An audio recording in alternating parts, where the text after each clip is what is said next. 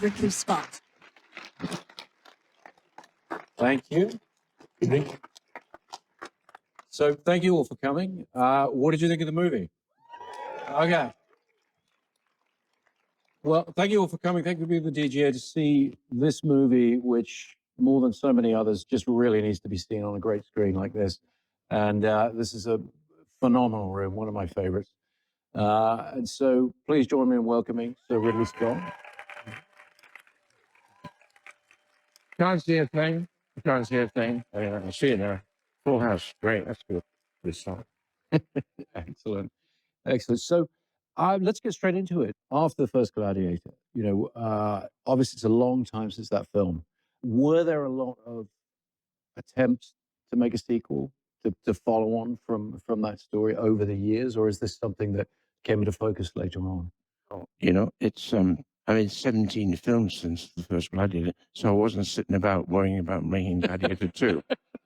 So but I'll be polite and say there was a couple of attempts, and we had a real go with a friend of mine, a writer, who said, I don't think I can do it. I can't cope. He tried and it didn't work. So we just let it go. And then I felt that you have to, when a film starts a life of its own, it has a good reaction, a good box office, then they fade away and end up on a shelf somewhere. So I'm serious. So thank God for all the platforms. Every one of these things, I can press a button and see my first film I ever did 40 years ago. I can watch the do list tonight, and it looks even more beautiful when I made it. So I think thanks to the platforms, the film evolves a life of its own. So you have to do something. It's healthy. It's good. Yeah. And obviously you revisited the world of Alien. And if you haven't seen The Duelist, it's a very good movie. I really liked it. I had a review on my channel. Harvey Keitel, one of the Carradines. It's a really interesting movie during the Napoleonic times in France. Beautifully shot too, like you just said. A couple of times, starting with Prometheus. I mean, that's the same feeling of you created a world, it evolved with the audience. What's your approach to script that you don't write yourself? So you're working with a writer. Are you pitching ideas yourself? Or are you waiting for somebody to pitch you what it could be? Well, one of the things I can't do is write. But I'm a pain in the ass with writers because I know where the milestones are. I know where the body should be buried and when I'm sagging, right? So, and the best experience I've ever had, funny, for my entire career, was working with a guy called Hampton Fancher, because I came out to do a film, a script he wrote called Blade Runner. And the film was a very enclosed, tight play inside an apartment where the hunter had fallen in love with his quarry. But the cadence of his dialogue was so beautiful. I said, okay, I'll do it. And we came out and it began, we met 5 months, 7 days a week, completely reopening up the entire play. So I'd hack in my visuals and he would go, oh, Christ, I thought we settled that yesterday. And he said, okay, that's pretty good. So it was this constant toing and froing. So in a funny kind of way, he set me on fire and I may have set him on fire. So you can do that as a director. Try and work with the writer as much as possible. Right, right. Writers aren't going to like that. Any writers go there. Well, I will say the last time I had the honor of being on this stage with you was a long time ago. And you were talking about Black Hawk Down. And I was eagerly listening to everything you said. And one of the things you talked about at the time is you talked about the sort of first 10 movies you'd made in about 20 years. And you looked at that and you said, whilst that's not, I remember it very clearly, whilst that's not inordinately slow, you have more stories to tell. You wanted to pick up the pace. You wanted to go faster. And ever since then, you have made an incredible body of work in a relatively short amount of time. Is that what fires you now in terms of focusing on a project, really getting into it? When you begin, you want 40 things in development, and that's not smart. If you can, as you go wiser, you have maybe 2 or 3 in development that you're really going to make. Otherwise, you can spin a lot of wheels and waste a lot of time. So when I began, I didn't start until I'm 40 years old. I never made a movie until I'm 40 because I had a very successful advertising career. At 38, I realized, Christ, I'm never going to make a movie. I better get going. So from that, we got into it, and I paid for was the bond and didn't get a fee, and I made a film called Do It. Yeah. Thank you, Paramount. No fee, and I was the bond. And that was Paramount. Yes, that's right. And then, you know, you evolve, and suddenly you get more decisive. It takes a while. You get more decisive. Yeah. I'm not going to do this. I'll never do that. It'll cut the fat away and get to the mean. Right, right. So I would have thought, in looking at revisiting a classic like Gladiator, a huge thing weighing over that must have been it's 20 years later, so it's not Russell Crowe. So who's going to don that armor? Who's going to take center stage? How was that process for you finding Paul, figuring out how to move on from Russell? I think a director's job, and there's several ways the director goes at the fence approaching, right, the high jump or the low jump. And I am not a director who believes in Svengali. I believe in I got to cast really well. If I can, and I found I'm pretty good at casting, and most of it is intuition. Or they walk through the door, haven't spoken, you're immediately interested or not. And so the casting process for me is essential. And once I'm getting near to where I want to be, I will then make that person my friend, and we become partners in the process. So when I hit the film running, they become a partner. So the actor, actress I encourage to say whatever they think. But God help if you don't know what to do by the time you hit the floor, because I've got 11 cameras all waiting.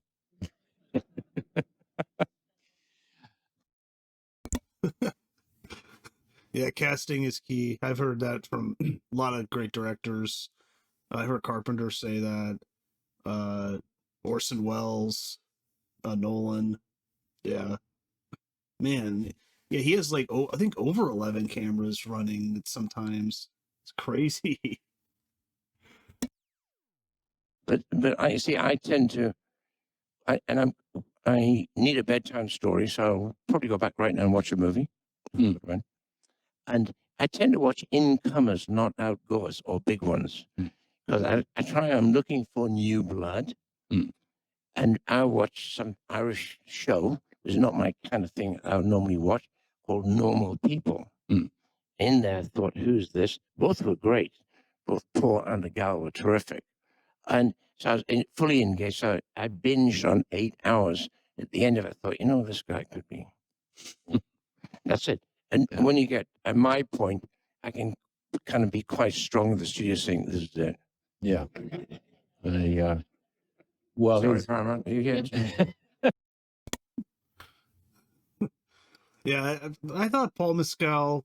I thought he was fine. I didn't think he was terrible or bad or anything.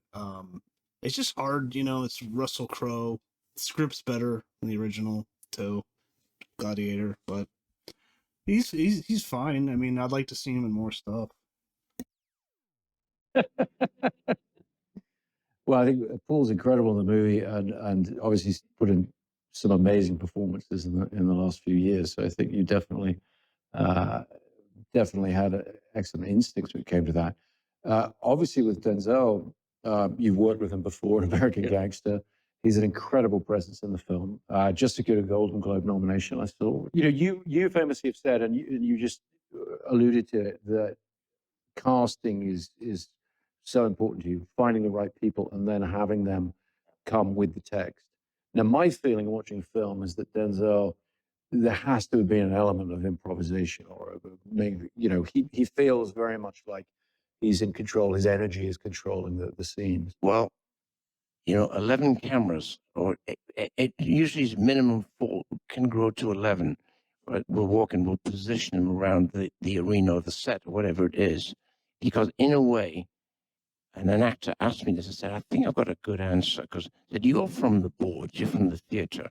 She said, right. I said, so when you're in theater, every evening you're standing behind a curtain on the side, you're staring across the stage at somebody across the stage with a walkie-talkie who's going, and then says, on.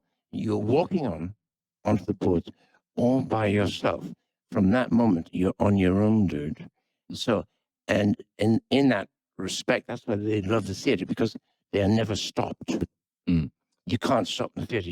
And if you make a mistake, you've got to improvise. So I like having almost a stage of each scene. Each scene is a play. Right. And if there's a happy mistake, or if not, there's a sense of freedom, and they just relax and just do it. Mm. And I found there's a natural process. There's a naturalism comes out of that. Because I think Denzel, funny enough, was amazed at the scale of things. It was interesting because is Denzel here tonight? Oh, he's not, right? So Denzel, I think, was actually nervous. But from that came something great. Yeah, amazing. Yeah. Amazing. So to ask you about your approach to filming. Yeah, I think Denzel's the best part of the movie. And of course, some of the visuals are amazing too. When you started, very famously on Blade Runner, you used to like to operate camera yourself, handheld, sometimes always. And at some point, I'm curious whether it's a particular thing you can pinpoint, you shifted over to a multi-camera approach, far different from the single camera. Was there a specific moment that happened or a technological breakthrough with that, or was it just an evolution on how you work? I learned everything from doing commercials. Commercials was my school. And in commercial, I learned very early on. And I started a company when I was 25, 26. And we became very prolific. And I started to have a stable of other directors. So I discovered it's more efficient for me walk in the morning, the camera on my shoulder, saying first AD and the cameraman are the most efficient, fastest engine on the floor. So my first AD was my best man. And we would just line it all up fast. So in those days, I'd be doing 100 commercials a year personally. And so that speed came out of commercial advertising. And from that carried the one camera thing right through Duelist, Alien. And I wasn't allowed to operate camera in the United States for Blade Runner, but I got a wonderful cameraman and his team. So we had a spectacular result of that. And I went back to England and I then shot Legend. I resumed as an operator. But on single camera for a while until the video assist evolved through the viewfinder as you could see what the guy was doing. So then I had two cameras you could see, two monitors. So I stopped. And so it's 4 cameras is 4 monitors. 11 cameras is 11 monitors. Right. So I'm sitting there cutting the scene in the monitor. So when would that have been? Sort of late 80s at Black. Wow, that's crazy, man. Over 100 commercials she's shooting a year. That's crazy. So that's like every 3 days or something. Every 3-4 days. Wow, that's insane. It's like every 3.5. Rain kind of era? Or? Yeah, Black Rain was serious because if I hadn't, I'd still be shooting Black Rain. So it was 11 cameras where we went to war every day. Right. With 8 helicopters, 125 troops, and 1,700 people, local people, all in flip-flops and robes, and everyone could use an Uzi or from Sierra Leone or wherever. It was fantastic. I was at war. Yeah, fantastic. So with this film, you've revisited some locations you shot before. You shot Malta before, you shot Morocco before. How's that? I mean, that obviously the familiarity must help. Places you keep going back to. I've shot 4 times in Morocco and 3 times in Malta, actually. Malta is a treasure trove of architecture. I wouldn't advise going there on holiday, and no Maltese in the area. I would not go back there on holiday. But the architecture goes from medieval right through to Renaissance. And when it's good, it's spectacular. So I've always found new things and new spaces. And on top of this, a footpad, the huge area on the top where you saw tonight. So that Colosseum, those arches, those palaces on green screen, we built it. Because I realized that actually, if you build the set and you know what you're doing, it's cheaper than blue screen. Otherwise, every shot has got money in it that you hadn't allowed for. And so all of that was built. But the fringes were added to and topped up a little bit. But fundamentally, it was all built. Thank you, Arthur Max. It's Arthur Max, not you. And Arthur Max, he worked in Morocco with you on Kingdom of Heaven. And you revisited some of the same areas, some of those same places you shot there, I think. Well, I built Jerusalem, or we built Jerusalem, and that set was 1,000 feet long with 45-foot high walls and 12-foot deep at the top. Yeah. And we built it so sturdily that when I left, I had to take it down. So I said, it's going to cost me $300,000 to take it down, strike it. You want to buy it? And they said, I'll sell it to you for $50, but when I do, you take over all the responsibility of this set. So they agreed. Ironically, when I go back on this Gladiator, I have to rent my own set for $1 million.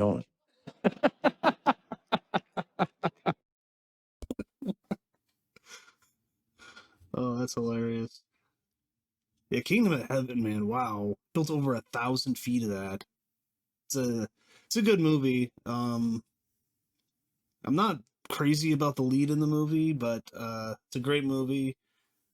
And apparently, it was going to have Arnold in it. There's a whole crazy backstory about Kingdom of Heaven that's really interesting. But Arnold didn't want to do it because I think maybe he was running for governor at the time. I don't know. It's too bad. So they got the last one. You have the face of a thief.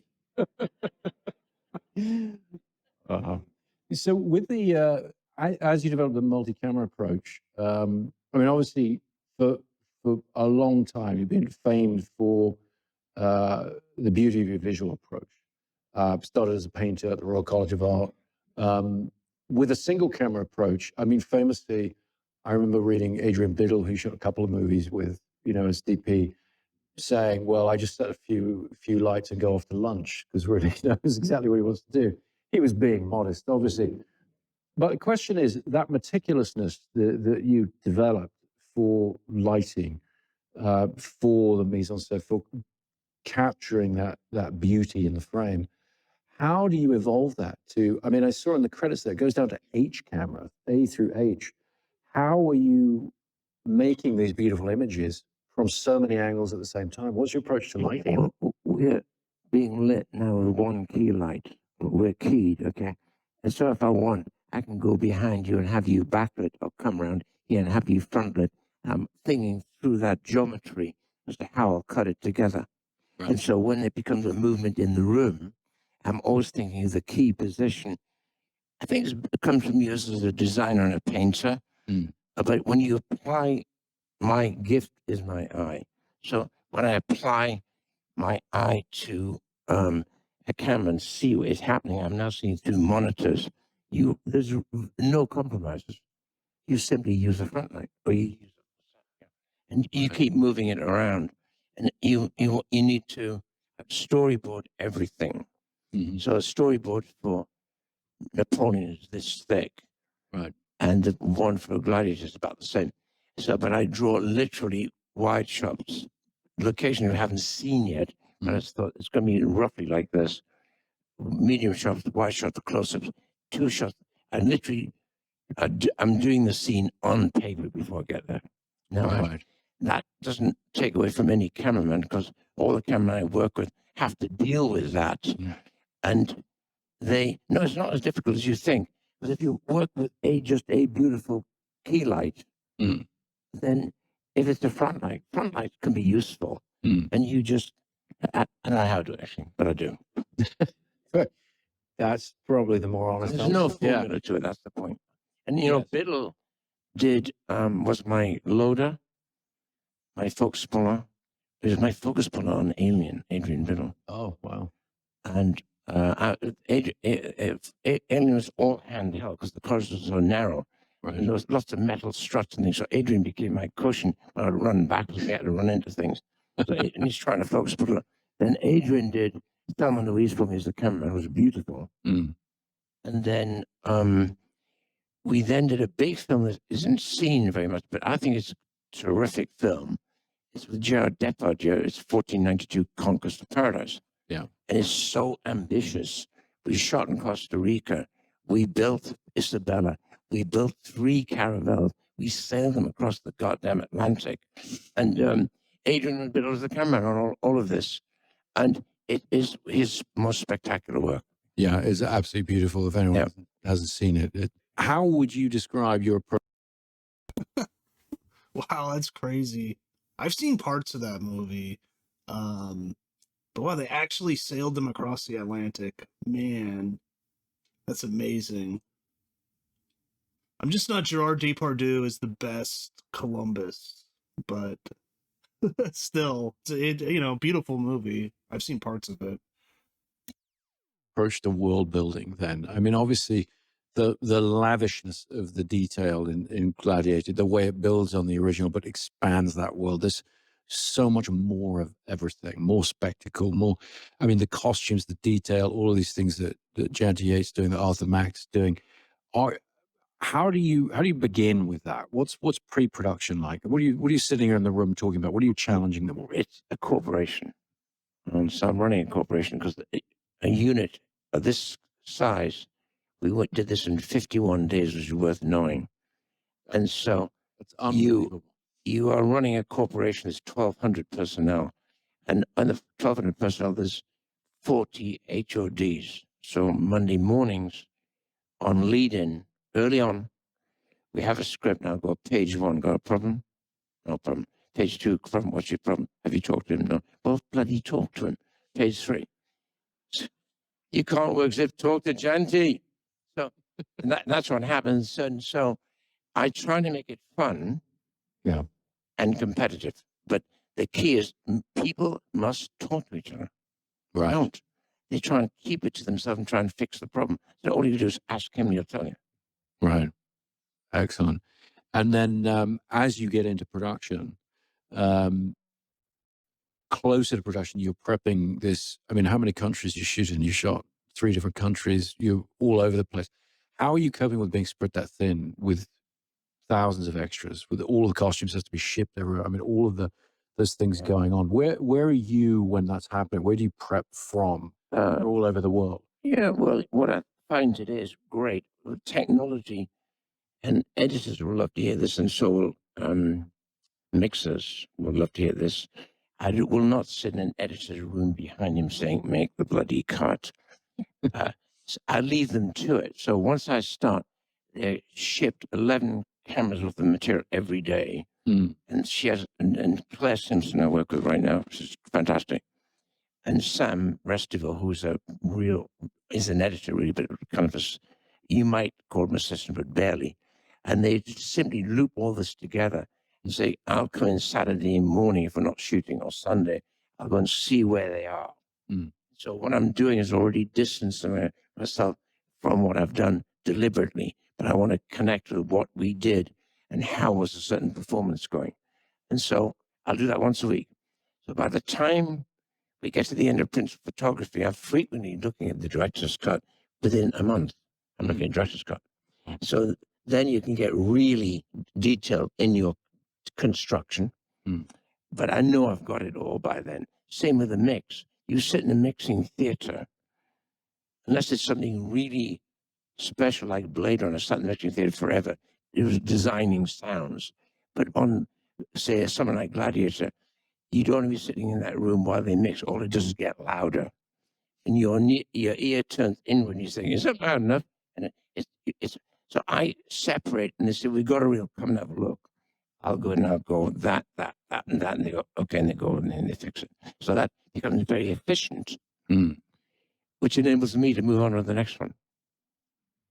Well, which, as we're getting towards the end here, brings me to the question I always hate being asked and never answer, but I'm going to put it to you anyway, which is, do you know what's next? And can you tell us anything about it? Yeah, it's a very good book called Dog Star, which is adapted very nicely into, and you're going to say, not another one of those, okay, but it is another one of those. It's fundamentally the end of a world, but it's an epic environment with 5 people, and it's how you deal with where you're going and how entities become tribal immediately. Peter Watkins, this guy's at BBC. I revered him now as a designer. I hated him because he was a director. He did a marvelous documentary called War Games. Oh. And in War Games, BBC closed it down, would not run it for almost 5 years, because in it was a handbook which said the government handbook issued in the light of a 1 megaton bomb being dropped on Piccadilly. Right. And in that, it said the conditions will be medieval within 5 weeks. So I've got my bow and arrow, got my guns. Yeah.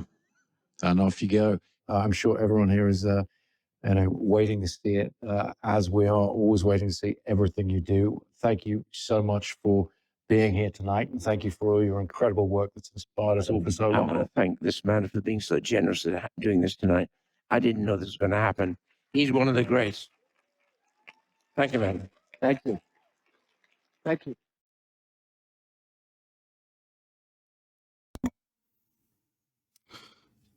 Okay, well, I just thought that is an interesting conversation. I wasn't crazy about Gladiator 2. I liked it. It's definitely an epic. It's beautifully shot. Denzel is amazing in it. I actually really like his character in it.